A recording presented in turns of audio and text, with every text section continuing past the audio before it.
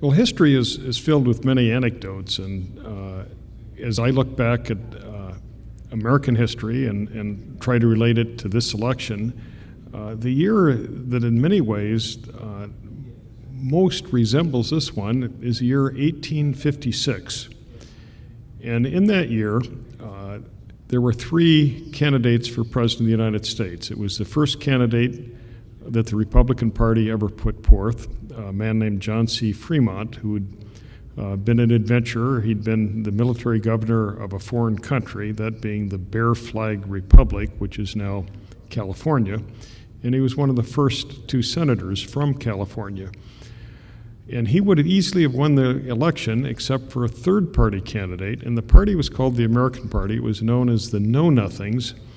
And it ran on a theme of anti-immigration. Particularly, it was almost virulently anti-Catholic.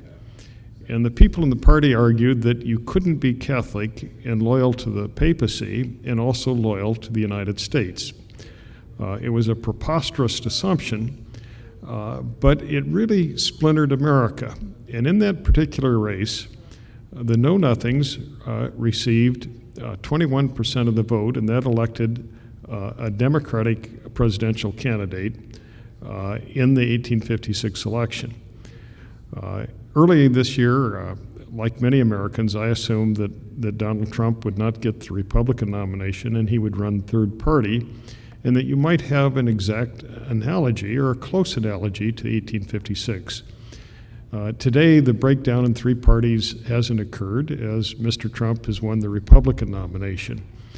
But the issue that he's chosen to emphasize, the idea of stopping all Muslims coming into the country, the idea of building a wall on our Mexican border, are of a similar ilk to what the third party argued for in 1856. And I think it's interesting to look back that was a short-lived party. It's interesting to look back that in retrospect it seemed to be on weak philosophical grounds. Whether this election will prove to be of that ilk, I have no idea. But I think it's worth reviewing from an historical perspective.